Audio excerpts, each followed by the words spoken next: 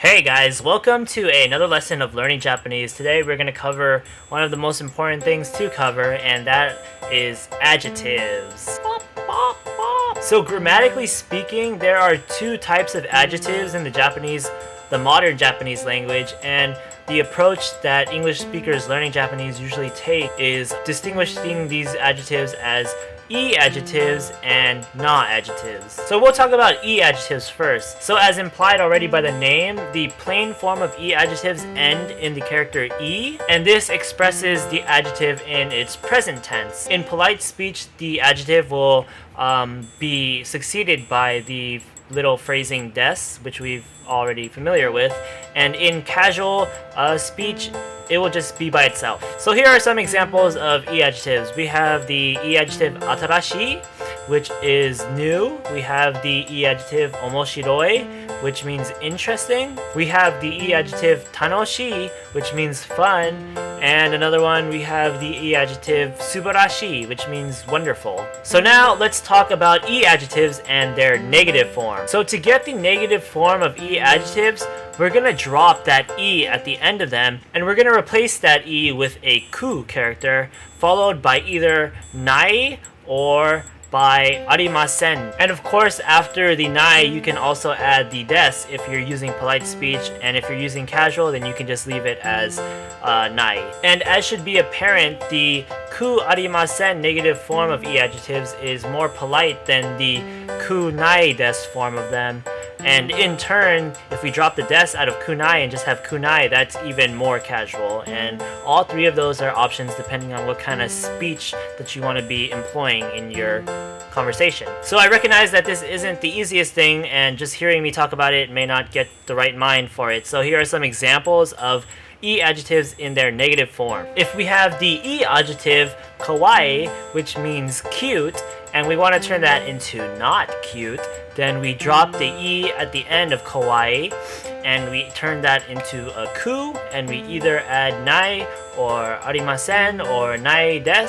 We're gonna go with nai this time around. So our negative form of the I-adjective kawaii is going to be kawaikunai. And you might notice that the adjective kawaii actually has two E's at the end of it, so it does sound kind of strange when you drop the last E or the second E, and the first one still remains, so it kind of sounds like you're doing the conjugation wrong.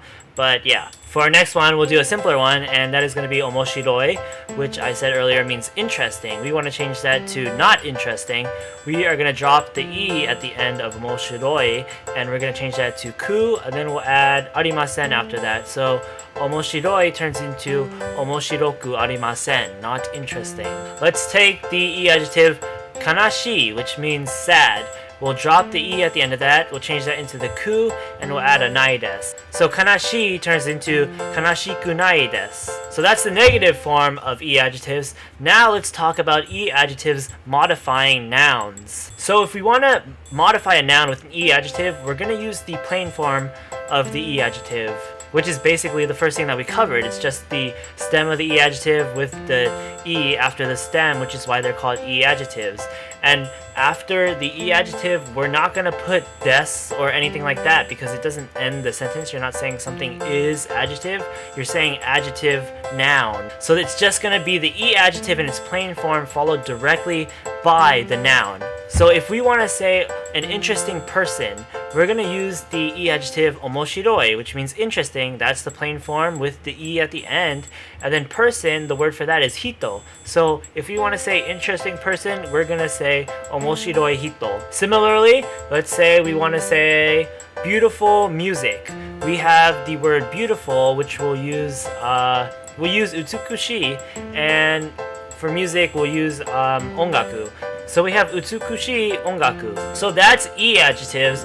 Now we are going to move on to na-adjectives, which are still adjectives, but they just have a different criteria when you're using them, and we're going to go over that right now, just like we did for the I-adjectives. So now we're going to go over na-adjectives, and na-adjectives are called na-adjectives because they're not I-adjectives, and they do not have the I at the end of them for the most part. There are a number of exceptions of na-adjectives that will have I at the end of their plain form to mislead you, because they're assholes. Some examples of these exceptions are kirei, which means beautiful or clean, kirai, which means to hate, tokui, which means to be good at, and yume, which means famous. And na-adjectives require the des at the end of the sentence in order to form a sentence. So let's go through some examples with sentences instead of just listing non-adjective examples. So for our first example sentence, we have the sentence このパーティーは賑やかですね. So the adjective that we use for this sentence, the non-adjective, is nigiyaka, which either it means lively or busy or something along the lines of an atmosphere that is very lively. In the sentence, we have この party, which is this party. We have wa, which is the topic marker marking the party as the topic of the sentence. We have nigiyaka, the adjective, which means lively. And then we have des to make sure that the sentence ends grammatically correctly. And we have ne, which is kind of the end particle that tries to establish a mutual air between the speaker and the addressee. So we have この party wa nigiyaka desu ne. So what does that translate to? It's something along the lines of, this party is pretty lively, isn't it? Or this party is lively, isn't it? So for our next example sentence, we have この図書館特には静かですからとても好きです. So what is this sentence saying? It's saying, I like this particular library a lot because it's quiet. So we're actually using two na-adjectives in this sentence, and those adjectives are shizuka, which means quiet, and ski, which means to like, but it's kind of a irregular one because we can use it to say I like something, which is more so a verbal state of being, action kind of thing, as opposed to an adjective, but that'll be covered later. So let's break the sentence down. We have この図書館, this library. We have 特には, which 特に basically means particularly. That's in reference to the library, so this library in particular. And then we have wa, which is the topic marker of the sentence, so we're marking this library in particular as the topic of the sentence. We have shizuka desu. So as I said earlier, you need the des after the non-adjective if you want to end the sentence. And although this isn't the end of the sentence, it's the end of the first clause, which is going to be connected to the next clause, so it could, for all intents and purposes, be considered the end of a sentence in this case, especially because we're following the des right after with a kara, which is kind of a conjunction, because. So we have shizuka desu, which means is quiet, and then we have kara right after that, so that is going to basically be saying everything before that I said before kara is the reason to what I'm about to say after kara. So because this library in particular is quiet, and now we have our result of the cause. And the result here is totemo suki desu.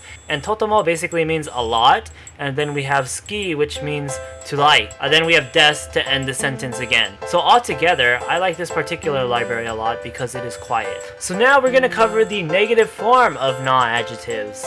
So to form the negative form of non-adjectives, we are going to drop all instances of des that follow the noun, that follow the non-adjective, and we're going to place that with de wa arimasen, or ja arimasen, or de wa nai, or janai, or janai desu, or de wa nai desu. And we can see that there are a lot of options, and all of these have varying degrees of politeness and casualness. The biggest thing that you should be concerned with is knowing that de wa arimasen is of course our most polite form of that here, and probably janai without the des is the most casual. And you might notice here that unlike e-adjectives, which have the e at the end of them that you have to drop to get the stem form of the adjective, non-adjectives are just their stem form by themselves. We're going to cover why they're called non-adjectives in a few seconds after the examples for this little sub-lesson. So let's go through two examples of non-adjectives in their negative form. Let's use shizuka again, which means quiet. We're going to drop the des that would be there if shizuka was ending the sentence. So we take just shizuka, which is the stem of the non-adjective, and then we add janai desu, because we want to be somewhat polite. So that will be shizuka janai desu, which means not quiet. Now let's be really polite about things, and let's use the non-adjective tokubetsu, which means special. Tokubetsu is the stem because it's a non-adjective. You don't have to drop an e or anything because there is no e. Then we're gonna add dewa arimasen right after that. So tokubetsu dewa arimasen, which is not special. So that's pretty easy. The negative form of non-adjectives is kind of just like doing the negative form for verbs in that you don't have to drop anything and replace it anything. You just add this little negative phrasing right after the actual word. Now, let's find out why non-adjectives are even called non-adjectives. What's the reason for that? Non-adjectives are called non-adjectives because you add the character na right after them when you're using the adjectives to modify a noun. So in this case, non-adjectives are kind of similar to e-adjectives because when you're using them to modify a noun, you do have to add this little character in between the adjective and the noun. For e-adjectives, it's e, and for non-adjectives, it's na. Thus, the nomenclature for these two different kinds of adjectives. And another thing to note that this is pretty much similar to how we use the no particle when we're modifying a noun with a noun. Instead, it's just na. So again, let's go through two examples of non-adjectives modifying nouns. If we want to say someone has a splendid haircut, we're gonna use suteki, and that means superb or wonderful or splendid. And the word for hairstyle is gonna be kamigata, and we are gonna say suteki na kamigata, which means splendid hairstyle. You can see how the na character is in between the non-adjective, which is suteki, is in between the non-adjective and the noun being modified. Next, we're gonna describe someone as a kind person. We're gonna use the non-adjective shinsetsu, which means kind, and then for person, we're gonna use the word hito, which we've used before. So we are gonna call that person a shinsetsu na hito. The na character is between shinsetsu and hito, and that's how we do it. Here's a tidbit that's worthy of noting as an intermission. E-adjectives are considered the more authentic Japanese adjectives because they involve a more direct conjugation that is based on classical Japanese and how it's evolved and developed into modern Japanese. On the other hand, na-adjectives are considered more close to nouns in that they need the sentence finalizing des phrase and that they have more separated conjugations. And in consideration to this, the form of na-adjectives is much more accommodating to foreign words from other countries that find their way into Japanese vocabulary. A common observation of this is, of course, how Japanese speakers will use English words, and when they conjugate them, they're going to use them as na-adjectives as opposed to e-adjectives, because it's that much simpler to use them in that you just have to say add the na after them to modify nouns with them, or just to add des at the end. And even historically speaking, most of the na-adjectives that are used in Japanese that for all intents and purposes people will perceive as Japanese words are actually loan words from Chinese that occurred way back when. So this is kind of like a trivia bit, but it's actually important in that Japanese speakers do use English words often enough for us to make note of this. So we're going to do two examples of English adjectives being used in the Japanese language as non-adjectives. So an English word that commonly appears in Japanese language is the word shy. If we're going to use shy, we're going to use it as a non-adjective. So say we're calling somebody a shy person, it's simply going to be shy na hito, not shy hito. That's wrong. Shy na hito. Similarly, if we were to use the word tropical, we're not going to use it in the same way as English in just saying a tropical place. If we want to use it in Japanese, we have to use it as a non-adjective. So the na is going to be succeeding the word tropical when you're using it to modify a noun. So if you're going to say tropical place in Japanese, it's going to be tropical na tokoro, not tropical tokoro. That's just wrong. And in case you didn't catch that, tokoro means place. So we've covered e-adjectives and we've covered na-adjectives. Now there's something still very important that we need to cover. Can you guess what that is? Well, it's using multiple adjectives, whether or not they're both e-adjectives or both non-adjectives. Even if one is an e-adjective and another is a non-adjective, we need to know how to do that because we don't believe in segregation. So how do we use multiple adjectives if some of them are going to be e-adjectives and some of them are going to be non-adjectives? How do we combine those? And yes, we do have to note which category the adjectives take place in when we're combining the usage. So let's consider the case where you're using two adjectives. Here are the guidelines that you're going to want to follow. If the first adjective is an e-adjective, then it doesn't matter what the second one, if it's an e-adjective too or if it's a non-adjective, you're going to do the same conjugation to this first one in any case. So you're going to take the stem form of the e-adjective and you're going to put a ku and a te after the stem form. So it's very similar to what we did earlier, in which we change the plain form, which includes the e, and we replace that with a ku and the nai to get the negative. In this case, we're just doing ku te instead of ku nai. So in this case, we're only using two adjectives. So now we know that the e adjective is first, and let's say we use a na adjective as second. Well, because it's second and last, we're only using two, so it's 2 out of 2. It's ending the sentence, and we don't have to learn anything new for that conjugation. We already know that when you have a na adjective at the end of a sentence, you're simply going to put des right after it to end the sentence. So say we want to say something is fun, which is a e adjective, tanoshii, and lively, which is a na adjective in nigiyaka. We're going to say tanoshikute nigiyaka desu. Now let's do the case where the na adjective needs to be conjugated because it's in front, or maybe it's not in front, but it's in front of another adjective in the case that you're doing more than two. Well, we know that na adjectives are supposed to be simpler, so this is going to be simpler. We're just going to take the stem of the na adjective, which is just a na adjective basically, and we add de after that instead of something like na when you're modifying a noun. You're going to use de. So say we want to say something is pretty and bright.